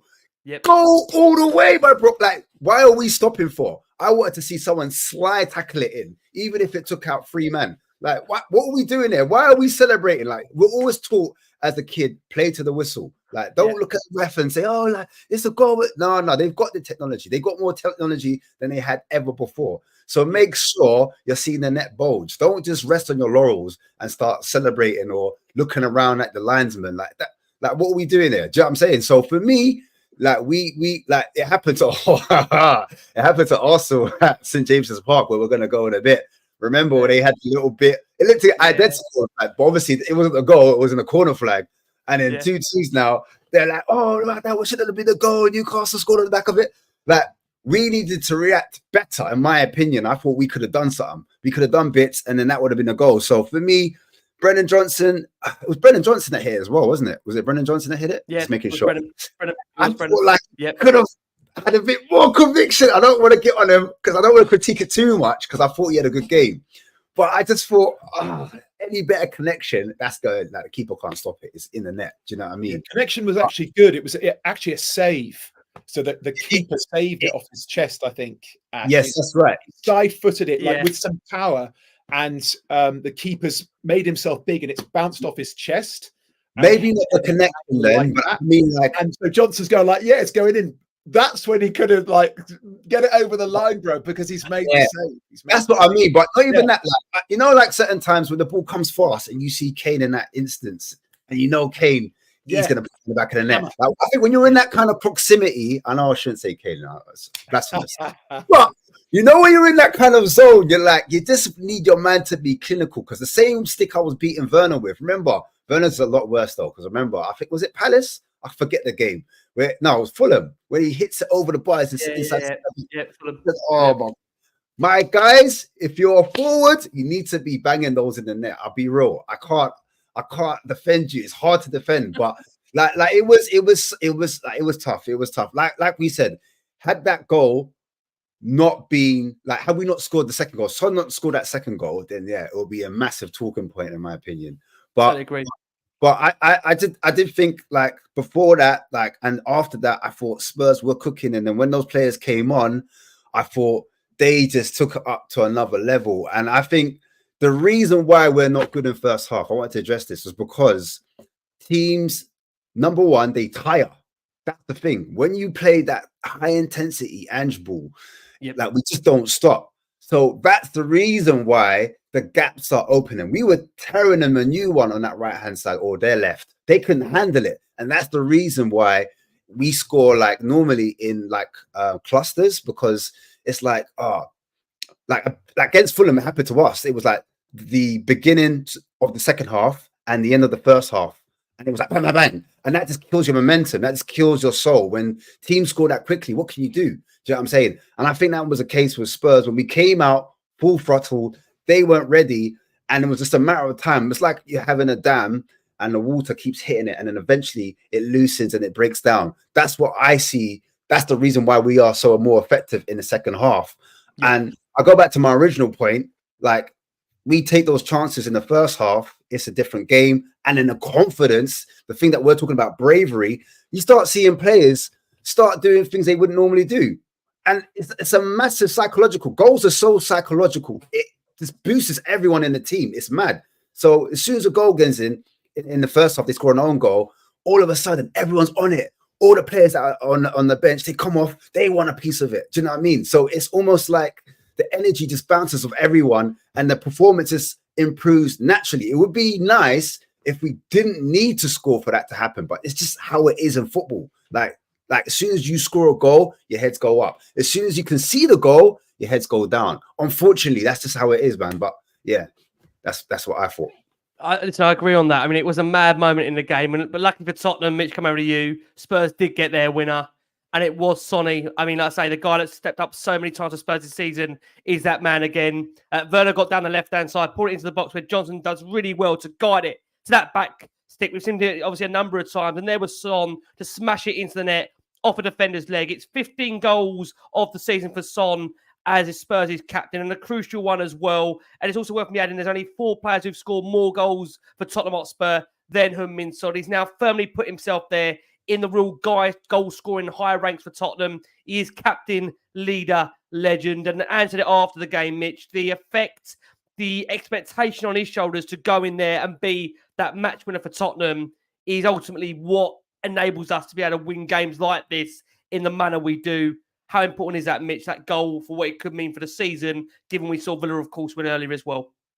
Yeah, like I mentioned earlier, every point is vital at this stage in the season. We're getting into that run-in. We've got games coming thick and fast, some really important ones as well. And for me, it's really good to see Sonny step up and take that role this season, having played, I guess, as Kane's second for so many years, being that sort of in that front three alongside him. I absolutely love the bloke to bits. And one of the things I love most about him is just how angry he gets when we play poorly or we lose a game, particularly after the Fulham one before the international break. You see him get so frustrated with himself. He'll come out and it's almost, he's speaking to the supporters, he's speaking to us, and it feels like he's speaking to you individually when he says, we weren't good enough today. We know we have to do better. And now we're going to go away and make sure that we put the work in to make sure we come back, better and stronger in the next one. And he's backed him and the boys have backed those words up with the win against Luton today, which is really, really important to see. But the tough games are really on the horizon for us now. And West Ham on the horizon, Arsenal on the horizon, Liverpool, Man City, they've all got to come and they, I feel like, are probably going to be the difference as to whether we get that 4th spot or not. Right. I think Villa have got those top 3 as well still to play. So it'll be who can pick up points against any of those 3 may well end up being the difference. But I've said this consistently across the season. I've said I'll be really disappointed if at this stage we don't get in the Champions League. But the more I sit back and reflect upon it, I think it might actually be really good for Son and the boys to perhaps play in the Europa League next season. I know we all want to be in and playing amongst the elite and have that Champions League football. But the closer we get towards the end of the season and the more I watch us play, I sort of sit there thinking, okay, right. So obviously Ange is going to have time over the summer with the boys, going to bring in some new signings and hopefully we're going to improve. But the team that we have at the moment, I think it might probably, I don't think I'm being harsh, is probably a team that's good enough to get through the group stages, but then maybe not much further than that in the Champions League. Whereas in the Europa League, it's a real opportunity to really go far in it. And I think Son sort of leading us to that and having the opportunity to really go deep in a European competition and try and win it could be really good for the squad. And I almost feel like it's that next stage in the development for Ange and what he's trying to do with the club.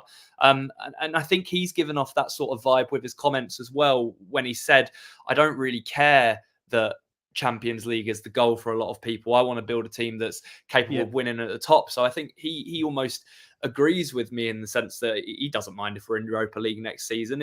After being out of it for a season, I'll just be glad to be able to watch us on a Sunday and a Thursday every week again. It'll be nice to have us every few days. So yeah, coming back around full circle to Sonny, he just is that guy, isn't he? He's an absolute legend and a leader, as you said.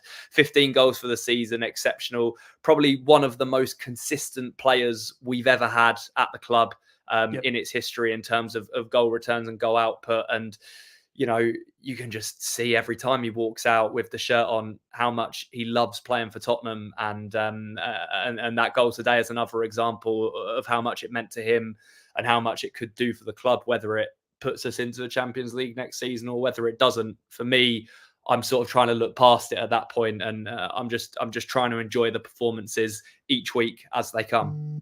Just to come back on what you just said there, Mitch, I don't think you're being harsh in relation to the development of the side, because I'll be honest with you, that's a Luton side, as Ash has mentioned a couple of times, 6 first-team players out, 10 overall.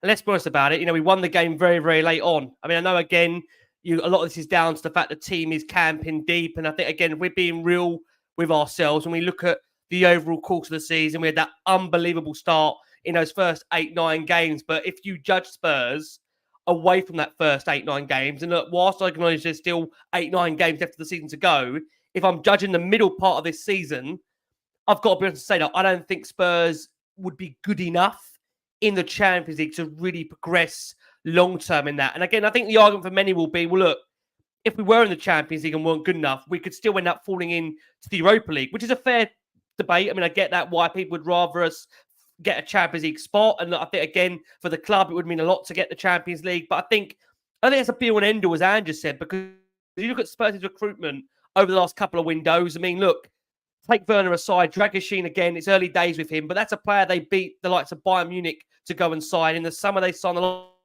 likes of Maddison, Vicario, Mickey van der Ven.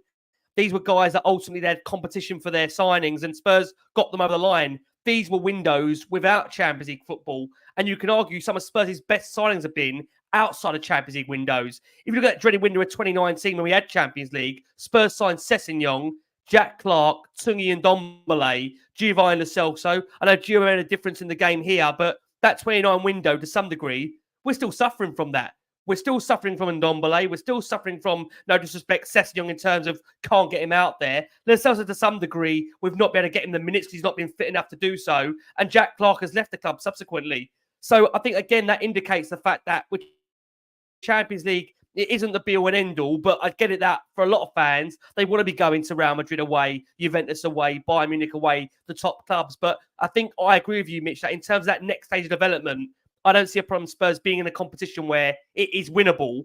And under a manager, in my opinion, and Ange, that would take it, I think, seriously, given his adventure that he's in football and where he's had to go to. So I think it's an interesting debate, and I'll close it on that one in terms of where you guys think will be best for the football club. Ange, after the game, just said on Sonny, he keeps delivering. He had a good couple of chances early on. He was a bit unlucky with a couple. He's been a great player for the football club for a long time, and long may that continue. He's everything you see. He's really committed. He has high standards. He gives everything he has every minute he's out there. He's a credit to himself and the football club. I think the thing about Sonny is, irrespective of the opposition or whatever game, he has that really high level of expectation on himself to be the best that he can be. It's very hard to be like that. It's a lot easier to try and get comfortable in the state of being a person or as a player. But because he's done so much already, he still wants to maintain that highest possible standard whenever he plays. And that's brilliant for a footballer, for this club for a long time, and have that for many, many years to come, we hope. But look, we needed him. He was there. We got the job done. And finally, he said, in relation to Brennan Johnson and having some heartbreak with Wales, he went, look, I know you want me to cuddle them all, mate, but I know you are always concerned about our players, but I just don't have the time. There are 25 beautiful souls in my dressing room. I just don't have the time to get round to each and every one of them. It's football, you know. It's a hard business. There's up, there's downs. You've got to deal with it sometimes. Brennan, obviously, like Benny, felt the pain of missing out on a major competition, but they'll come again. And I'm sure with Brennan, he's got another couple of tournaments in him, and next time we'll try and become the one that gets them there. Just very quickly, in terms of other standout performances, Dragusin, we mentioned him a couple of times. Look, that was a really, I think, to some degree, solid debut, home debut, you'd say, for a full 90, where he looked in control of the game. He made some driving runs. I think, like TJ said earlier, look, he isn't Mickey van der Ven. I think there's very few players like Mickey van der Ven. And the key thing for Tottenham now is try and go and find another Mickey van der Ven if they can. It's very, very hard. Look, Dejan Kulusevski wasn't the greatest first half. We'll see how he bounces back, of course, in a big, big week for the football club. Credit where due. Rodrigo Bentancur came on. Add a little bit, I'd say, of guile and creativity to that midfield. Giovanni Lo Celso, an opportunity for him to impress, of course, and didn't do anything wrong in that. Richie came on for that stage of that game, and as did Pierre-Emile Højbjerg, replacing Son for the final minutes and did what was needed to do. But look, wasn't a classic. Spurs got over the line. And just on that point, we can close it on this point, if I can. TJ, I'll come to you first, if you don't mind. Going back to what Mitch says there about the development of this side, we've seen Spurs edge past Luton. We know no games are given. They're all going to be tough. And after that Fulham debacle, we all would have taken a win, no matter how it would have come. Where do you stand in terms of the league now? Villa still being 3 points ahead of us going into these final remaining 9 games. West Ham on the horizon. Where are we in the project? What, in your mind, is success now between here and the rest of the season? I mean, where we are in the project is our infancy. You know, it is our first season under a brand new manager with a lot of new recruits and a completely new philosophy. And I think it's fair to say, Ash was mentioning toxicity earlier. I don't remember the club being quite as toxic as it was under Conte. I mean, that was a really bad time for Tottenham Hotspur Football Club. A really bad time to have a manager sit publicly and just denigrate the club to such a degree. And of course, loads of fans were all for it. Loads of fans are really against it. So the fact that we've kind of come out of that takes a little bit of time to shake that off, you know. And I think we have. So again, speaking pragmatically, things are far more positive than they were just a year ago. So I think that's really important. To Mitch's point, I think he's absolutely right. I don't think we would make it out of the knockout stages. The first rounds of the Champions League. However, I would want to finish in that top 4 spot, because that means we've won more games than we've drawn or lost. I'm sure he probably feels the same. And also, if being in the Champions League is going to give us a little bit of extra, not necessarily just credibility or kudos, or perhaps, you know, cachet, and also, of course, a little bit more financial clout when it comes to bringing in those new players. If you do go to Elise or to Esse or to Neto or whoever it may be, I also really like that Palhinha at Fulham. I think he's an excellent player.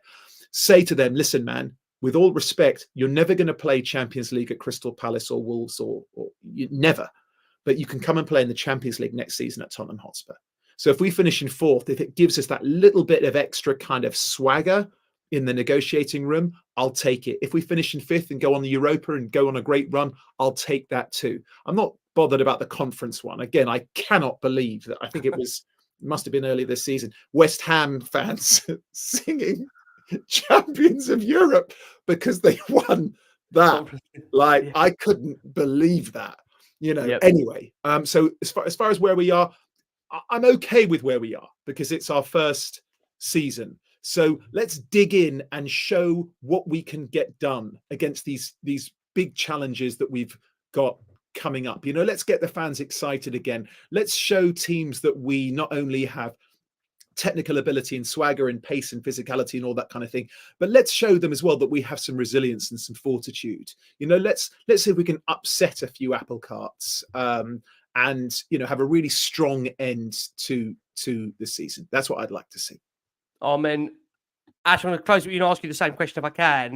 You know, I know many would like to be in the Champions League given the new format next season. And again, that'll be slightly different in terms of how that is interpreted, in terms of how Spurs would progress if they were to drop down to the Europa League. I mean, based on what you've seen, Ash, you haven't mentioned your words in terms of the relative nature of the opposition.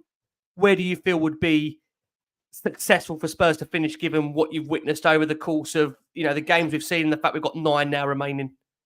It's interesting because, coming back to my point earlier, I think against the mid to low teams, we've been kind of Spursy. We've been inconsistent. The performances haven't been there. But I think it's because against the bigger teams, you get more space to play. And now we're coming to the business end of the season. If we can do damage to these top 6 or the teams that are in and around us, then we deserve to be in Champions League. However, if we fall short, then we deserve to be in Europa. And I don't think any fan will be disappointed with that, because they will say, you know what? I think that's our level at the moment. And guess what? We might get to see some of the academy boys, because that's what we used to do when we were playing in Europa. Also, the competition has changed. So it's no longer Champions League teams dropping down into the Europa competition, making it more harder. The Champions League teams, once they finish and they get knocked out, they get knocked out. Do you know what I mean? So that might give us an edge going into Europa, and maybe we could get further into that competition and possibly win the damn thing. Imagine having a cup, a European Cup under Ange. That would be great for the fans to celebrate, give those players confidence and boost. I do hear what TJ is saying about the prestige and how, you know, players look at the club. But I think the brand of football, I think that was what was exciting the likes of a Bergvall, possibly Jaguson. He might have looked at it, and we had like the brand of football was more, I could buy into the project. Maybe they're not top 4, top 3, or top 2, or top of the table, but I could see this team going somewhere. Do you know what I mean? A bit like under Poch, you know? People used to respect Spurs. Do you know what I'm saying? Can we get back to that? At the moment, I don't think Spurs have got that level of respect where we need to be, if that makes sense. Until we earn that respect, then who are we to have that divine right that we need to be in Champions League? How arrogant are we? Do you know what I'm trying to say? Absolutely. The team that deserves to be there is the team that finishes the most points. It's as simple as that. I'll be real. So if these players aren't good enough, then guess what? We need to put the pressure on as fans, as pundits, as YouTubers, whoever, to say, look, I'm not happy with X, Y, or Z. Do you know what I mean? The manager's going to look at it. The coach is going to look at it and think, you know, those guys have been sitting up in the stands. You know, assistant manager, he's rarely in the actual stands. He's sitting high up, watching back, feeding back to the director of football, feeding back to Ange. All right, cool. This player did this player did that. Tactically, how do we look? Okay, this play. So what do we need to get into the next level? So those type of details, that's what I want us to pick players that are going to get us to the next level. So even if we're underperforming, even if we're stinking it up, I'm here for it, because that helps the team to grow. We don't grow in happy times, guys. We grow under adversity, in my opinion, humbly. So I don't know if that answers your question. I think it's a bit of a waffle, but you know what I mean. I would happily finish in Europa, because I never expected us to be so high up, if I'm being honest. So it's Spurs are overachieving, in my opinion, at this current time. Ash, I think you've left that nicely open to interpretation. Everyone can decide where they want to finish. Like I say, of course, I think I've enjoyed the show more than the game, which is the nature of the way Spurs are keeping us on our toes. Ash, it's been an absolute pleasure. Listen, we're going to get you back. We're going to find you more. Ash, where can people find you on these amazing shows that you are providing for us? Ash, where can we find the wonderful work you do? Spurs Kings TV, open to anyone. Not hardly anyone on my actual channel has my point of view, so it's really good. It's important that we have these uncomfortable conversations, because it helps us to develop, I feel like, as a pundit or as a fan, and you can say like, you know, that you don't disagree with that person's opinion, but you can still respect it. For me, it's all about respect. And I think that's what makes a good show. Like TJ's got a different view to me, and so has Mitch. But there's some elements where you're like, actually, he's got some context there. I can kind of see what he's saying. I don't agree with it, but I can kind of see what he's saying. And that's what I want. Like, don't take it personal. And that's what my show's about. Like, we get different guests, so everyone's welcome to come on whenever they want. Don't be scared. You know what I'm saying? It's real talk, but we're all Spurs fans at the end of the day. We all want the best. But yeah, you can find me on Spurs Kings TV, man. Ash, it's been a pleasure as always. Thank you so much. Keep up the hard work. Mitch, always a pleasure having you back on. Likewise to Ash, it's been a while for you, mate. So thank you so much for finding the time for us. Really enjoyed it. Mitch, we'll hope for a strong finish. I hope to try and get you back on between now and the end of the season. Where can we find you, Mitch? And in terms of what Spurs content you provide? Yeah, absolutely, mate. I'm over on X mainly for me. It's always a pleasure coming on and doing the show.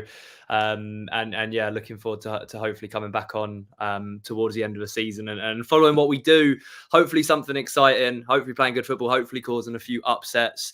But yeah, brilliant chatting to everyone tonight, TJ and Ash as well. Absolute pleasure. And yourself, Ricky, as usual. Brilliant host. And yeah, really enjoyed the show tonight.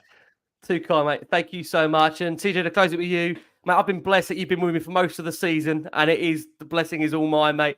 Thank you so much for your time. And I say you're with us a lot between now and the end of the season, and we're going to see how much this team does grow and mature and develop in these final 9 remaining games. Mate, as always, thank you so much for your time.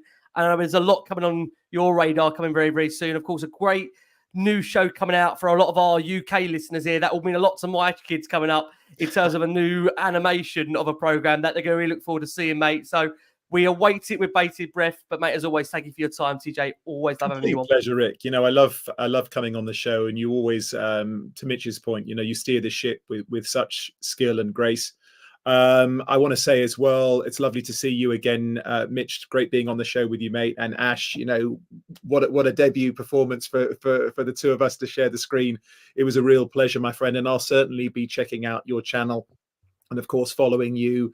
I'm mainly on X as well. I'd rather sort of, you know, write and read comments rather than, I'm not really an Instagram person. Yes, I'm on there, but, you know, I do get tired of looking at pictures of what people ate for their dinner that night. But it's lovely to be on the show. I'm really happy that we got the 3 points today. And like you, Rick, I much more enjoyed being on this program than I did having to endure that 90 minutes of terrible football. But I look forward to the next one, mate. And my thanks to you as ever. Oh, man. I mean, listen, whilst we keep hoping for the quality of the show to keep on growing, it would be nice if we had the same in terms of the performances on the pitch. Let's hope there's that to come in terms of those final remaining 9. We've got some huge games to come. I want to thank, as always, our wonderful viewing audience here. We had over 2,000 of you watch us live in terms of X, Instagram, Twitter, and, of course, YouTube. So, again, thank you so much for your incredible support. As always, big shows coming your way in these coming weeks. Thank you. We'll be with you every step of the way. And last one on Spurs.